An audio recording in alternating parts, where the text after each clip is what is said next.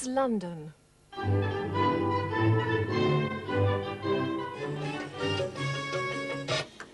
16h sur BBC Afrique. Bonjour. Bosnie, la Russie va aider l'ONU à mettre fin au siège de la تفاصيل wadahadalladaasi waxa ay noqonayaan isla markaasi koox ka socotay hay'adda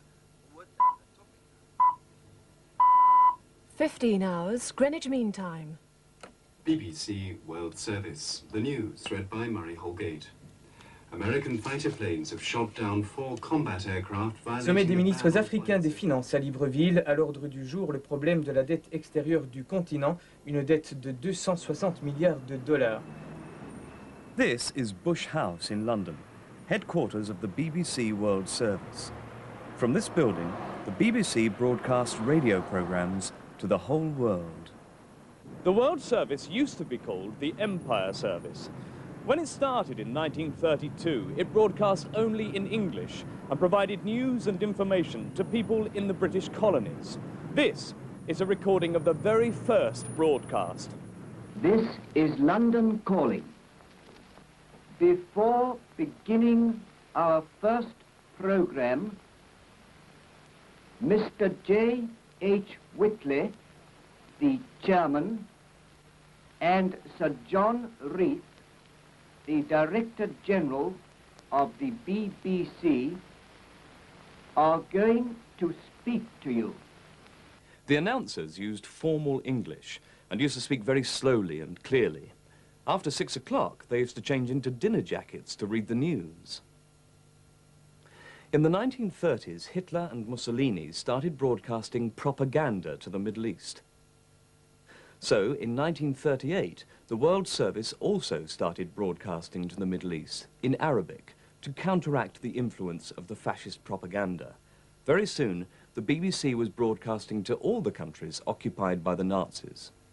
During the Second World War, the BBC reported British defeats as well as British victories, and so it got a reputation for honesty and accuracy.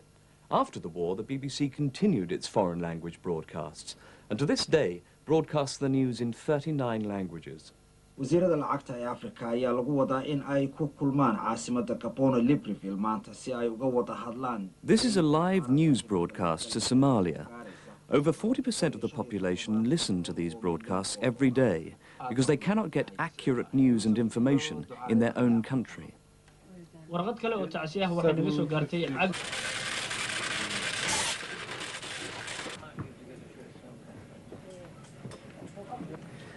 Here in the newsroom, 120 journalists work day and night, writing 200 news bulletins every 24 hours. Every news story is checked at least twice before it is broadcast. The BBC will not broadcast a story until it is sure that it is true. When President Gorbachev was under house arrest in the Soviet Union in 1991, he said that he learnt the truth about what was happening in his country by listening to the BBC World Service. We found some old radios in the service quarters and were able to set up aerials. The lads were able to figure out how to do that. And we began to see what we could get, and we got the BBC best of all.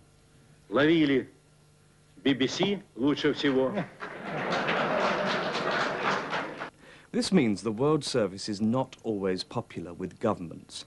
For example, the former Soviet Union jammed the broadcast for many years so that it was difficult for Russian people to listen to the BBC News.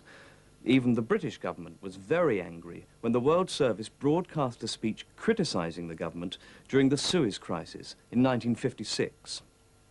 The BBC is the world's largest international broadcaster. Every week, 130 million people listen to BBC World Service radio. In 1992, the World Service started broadcasting television programs too, via satellite to Europe, Asia and Africa. Now, people in countries all around the world can see, as well as hear, the news from the BBC.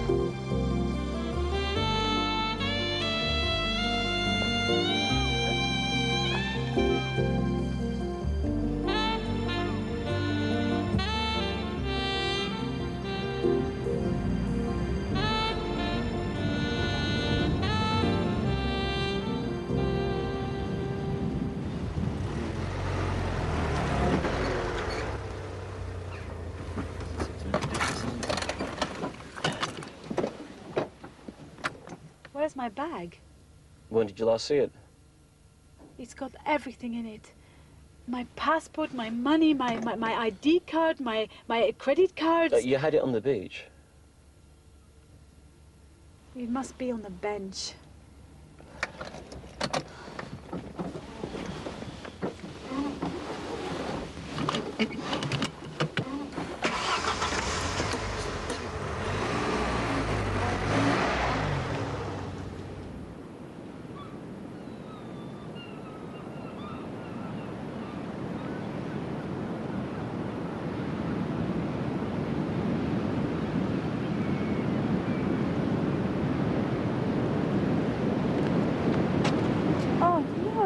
It's not here.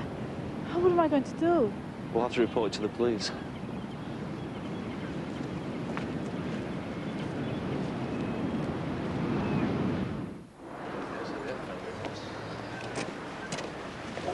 Yeah, okay. Hello, can I help you? Yes, I've lost my bag. Right. Can you give me your name? Paola Calvetti. Paola. C-A-L... V-E-T-T-I. You're Italian, are you? Yes, I'm from Rome. Ah.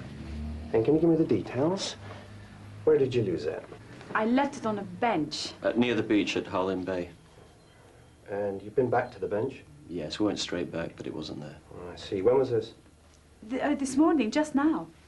And what kind of bag is it? Can you describe it? It's black, made of leather. It has a gold... A buckle.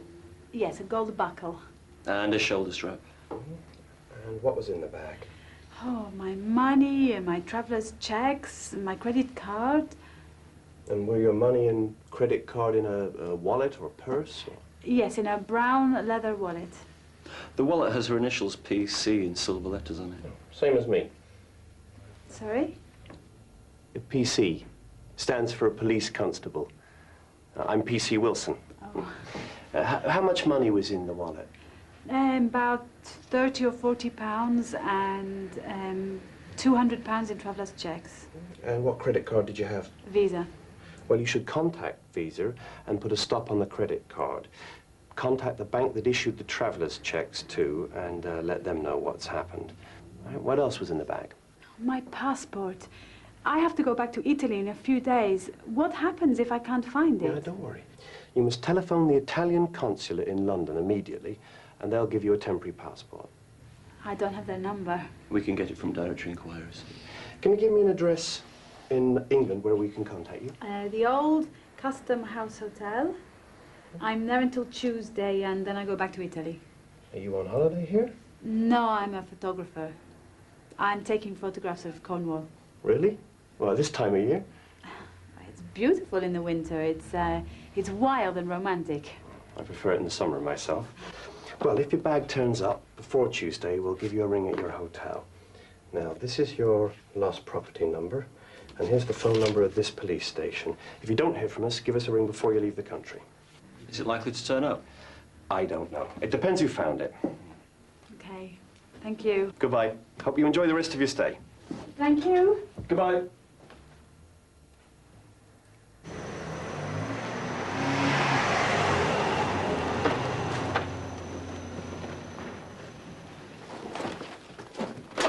Yes, sir. Can I help you? Yeah, I found this bag on a bench at Harlem Bay.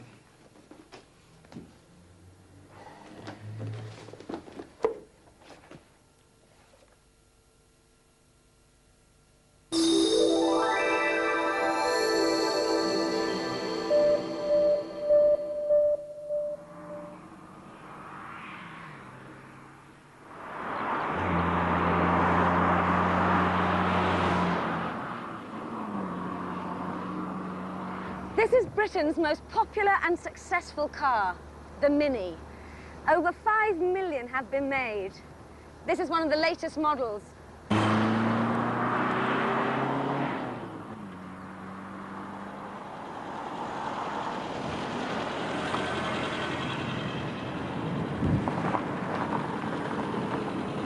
And this is one of the very first Minis. It was made in 1959. As you can see, the design has hardly changed. Very few cars have lasted as long as the Mini. So, why is it so popular? I think because they're so well designed and so economical. They last a long time. I can't think of any other cars that you see so many of them when they're so old. And they're very easy to drive around town and easy to park and just good cars to drive, really. The Mini is so special for me because I can maintain and service and repair them with small hand tools within my own workshop. They're a car that anybody can drive. Most people have driven one at some time, and all of the controls are simple. And so therefore you don't have to relearn the car each time you get in it to drive. In the late 1950s, BMC, the British Motor Corporation, wanted to build a car that was different from other cars. They wanted it to be small, cheap and economical, like the bubble car. But the bubble car could only take 2 passengers. BMC wanted a family car big enough to carry 4 passengers. Nowadays, that doesn't sound like a difficult problem, but in 1957 it was. At that time, a typical small family car looked like this. It was quite long, about 3.5 meters. It had large wheels and a large space for the engine. So there wasn't much room for the passengers. And it was expensive to make, and it cost a lot to run. The Mini was designed by Alec Isigonis. This wasn't his first car. In 1948, he designed the Morris Minor, which was also very successful. He was a fast worker. He drew designs for the Mini on small pieces of paper, even on the back of envelopes. From the first idea to the first complete car took just 2 years, an incredible achievement. Isigonis's problem was this: how to design a car which was smaller than most family cars, but which had more space inside. First of all, he decided that the Mini should be 3 meters long, 1/2 meter shorter than most small cars. Next, the wheels were made much smaller, with independent suspension, and they were put right at the 4 corners of the car. Then the engine was turned sideways, and the gearbox was put underneath. More space was saved by having front-wheel drive, and there was still room for 4 passengers. In 1959, this design was revolutionary. Today, nearly every small car is based on the design of the Mini. Like the Volkswagen Beetle in Germany, the Mini was designed as a people's car. It was cheap and economical, and in the early 1960s, many ordinary families in Britain bought one. Everybody was very surprised then when the Mini became a very fashionable car. Many famous people drove them. Film stars, pop stars, politicians, royalty. Even Enzo Ferrari, the famous Italian sports car designer, owned one. How many Minis have you got? I've got 2 Minis, but only one of them goes. I think at the last count, 14. Do you repair them yourself? Well, I have tried, but no, I get somebody to do it for me usually. What's the fastest you've ever driven a Mini? The fastest I've been in this particular one is about 125 miles an hour. What's the largest number of people you've ever got into a Mini? Oh, not very many, only about 5 or 6. There were 4 of us actually in the front seat, and I think there were 5 in the back seat, and 1 was sitting in the boot with the boot lid laying down. By the mid-1960s, the Mini was both a popular family car and a fashion accessory for the rich. But something even more surprising was happening.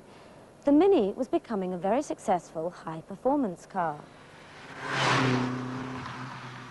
The unique design, especially the position of the wheels with their independent suspension, and the car's low centre of gravity meant that Minis were very fast, especially when going around corners. Minis took part in all the major European rallies from 1960.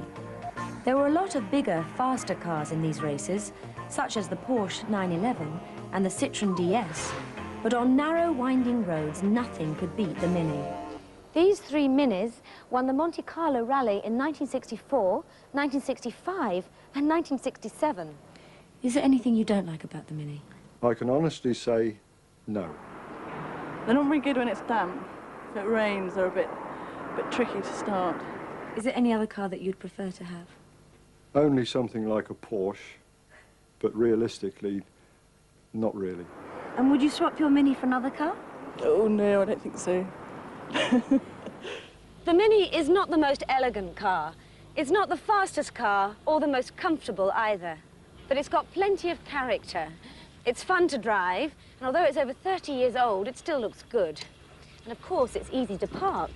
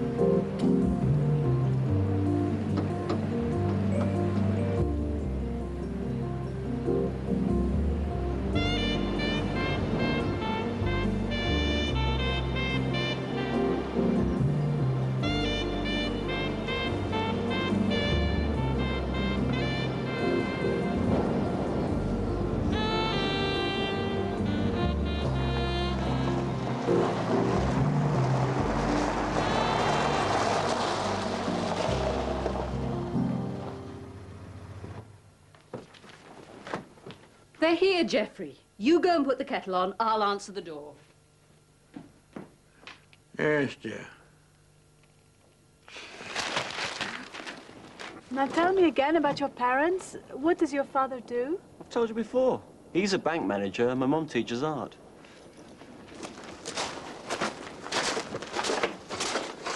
Hello. Hello, Mum. This is Paola. It's lovely to meet you. We've heard so much about you. I'm very pleased to meet you, Mrs. Evans. Please call me Janet. Come in, come in.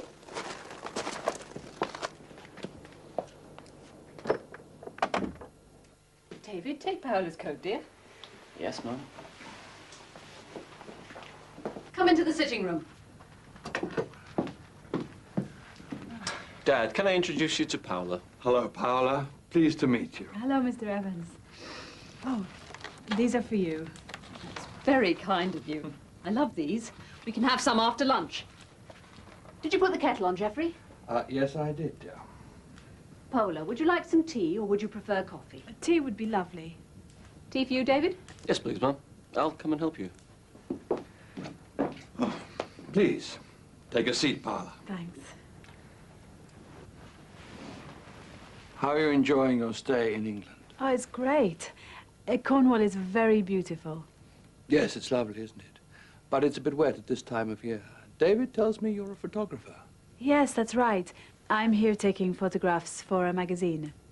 Oh, you should take photographs of one of David's articles. You'd make a good team. She's lovely, David. Shh, she'll hear you. Must be very difficult for you, living in different countries. We're not exactly going out together, Mum. You can't, can you? Not with her living in Rome and you in Bath. I mean, she's not my girlfriend. These things take time. Your father and I were engaged for 6 years before we got married. Don't forget the milk, dear.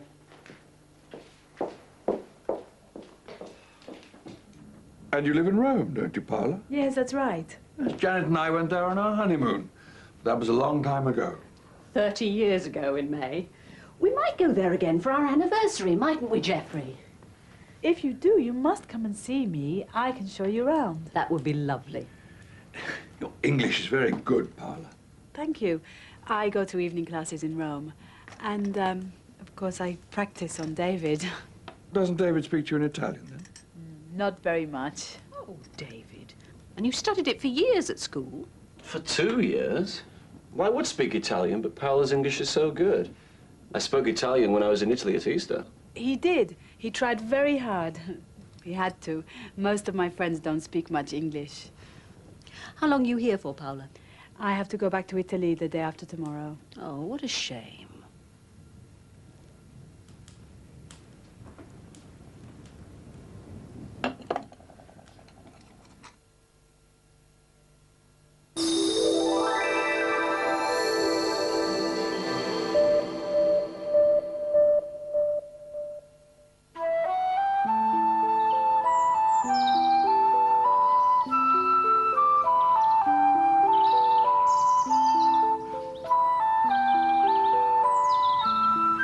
heart of the English countryside, you feel that life hasn't changed for centuries.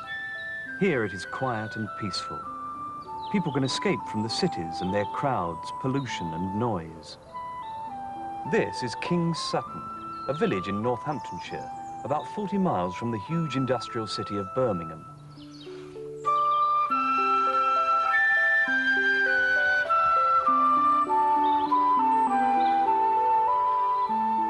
Many of the houses in the centre of the village are 300 or 400 years old. This square certainly hasn't changed much. For centuries, this was the whole village. At the end of the square stands the church of St. Peter and St. Paul. It was built between 1220 and 1450 and is the oldest building in the village.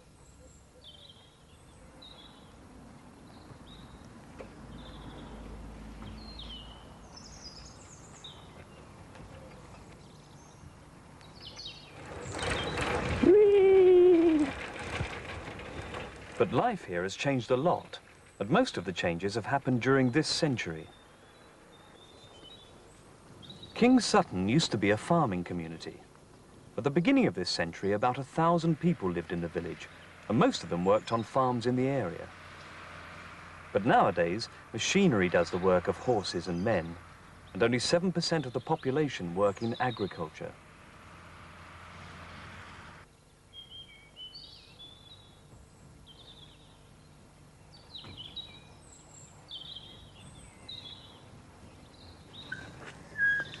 In the past, the villagers rarely travelled outside the village. They could buy almost everything they needed at the local shops.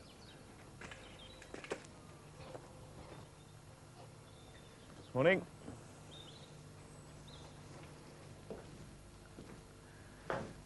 This was the village bakery. The baker used to make bread for the whole village, but I don't think any bread has been made here recently. Grown up. Elsie Merry was born in the village and has lived here all her life. Her father was the village baker. Elsie, when did your father open the bakery? He came to the bakery in 1915. There's always been a bakery from 1802, but he came in 1915 Yes. during the First World War. Was it hard work baking bread? Very hard work, yes, yes. Up at 5 o'clock in the morning, 3 o'clock on Saturday morning, always. So when did the bakery close? 2 years ago, 2 years last Easter. Many of the other shops have closed too. That's strange because there are now 2,000 people living here. The population has doubled since 1945. And the village is much bigger. New housing estates have been built for the newcomers. But not many of the people who live in these houses work in the village. You see, King's Sutton isn't a self-sufficient community anymore. The villagers work in nearby towns, and they do most of their shopping there too, in large supermarkets. How do they get there? Not by bicycle, but by car and train.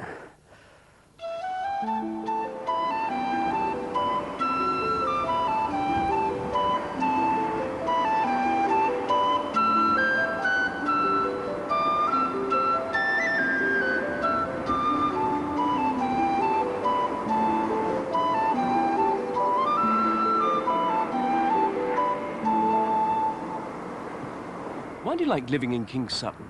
It's friendly, it has good facilities, good communication. It's just a good community. I like the people mostly, and quite a bit goes on, so it's quite interesting. And it's reasonably peaceful. I like the village life. I've always lived here. I like the community life. The only thing I don't like is that everybody knows your business. Well, I like it living here better than living anywhere else, really. If you lived in a town, do you think life would be better? Well, I don't think life would be better because there'd be a lot more noise and danger and stuff like that. Well, you could go to the cinema, you could go swimming, and there'd be better sports facilities. I think there'd be more to do and probably more people.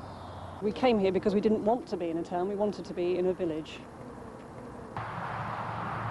A new motorway between London and Birmingham was completed in 1992, and it passes close to the village. How does this affect village life? Well, there's a lot of complaint about the noise and pollution from the motorway, but it does improve communications to those who use cars for travel. And a lot of them work in London, so they can commute quite easily down there now, providing there are no traffic jams. So is life in King Sutton better than it was in the past, or worse? Well, it's better in the sense that we have gas, water, electricity and main drainage, so life for most people is more comfortable. The village has doubled in size, but the trouble is that most of the new residents don't work in the village, so they're commuters. So we've lost a lot of the community spirit which used to exist. It's still quite strong, though. It's still quite strong, especially amongst the older people. Life in King Sutton has changed a lot during this century. If more and more people move out of the cities, the village will continue to change.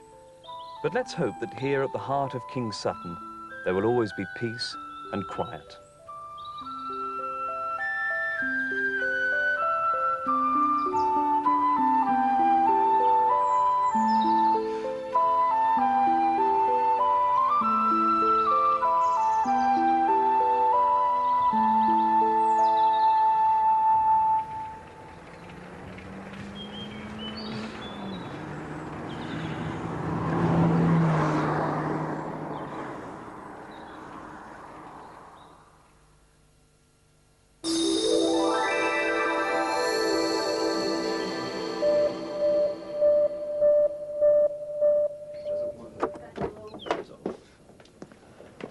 Thank you for lunch.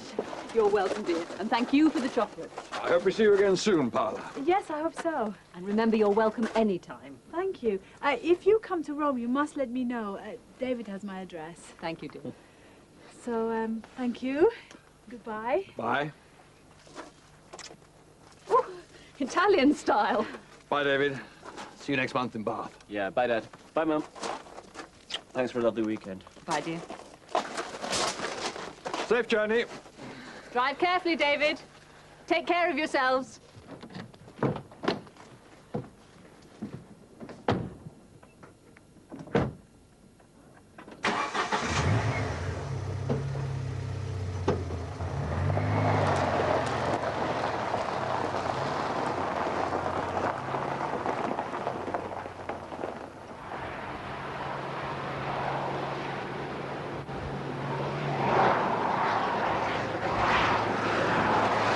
Your mum and dad are really nice, David. Yeah, they liked you too. It's a pity I've got to go back to Bath tonight. I wish I could stay here a bit longer with you. I'm only here for another day myself. Well, even one day would be nice. I want to take some more photographs at the harbour, if it stops raining. Okay.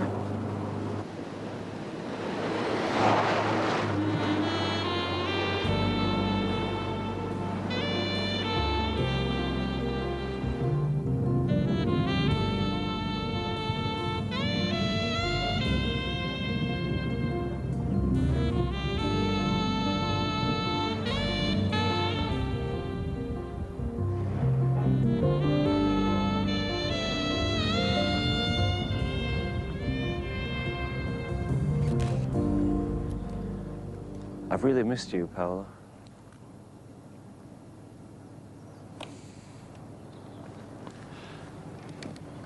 Are you sure we can't? David, we talked about this in Rome at Easter, didn't we? I know, Paola. I'm sorry, David. I just think it's best if we stay friends. I live in Italy, you're here. It would be impossible. Well, how do you know? We haven't tried it yet. It just wouldn't work. When would we see each other? Well, on holidays at first. And then maybe you could come and live here.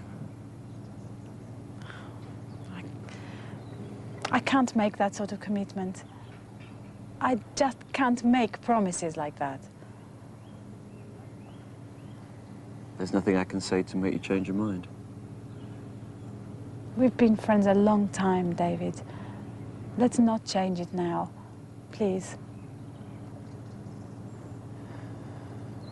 Okay. But make sure you keep writing. I will, I promise. I'd love a coffee. Can we get a cappuccino anywhere around here? I doubt it. David? David.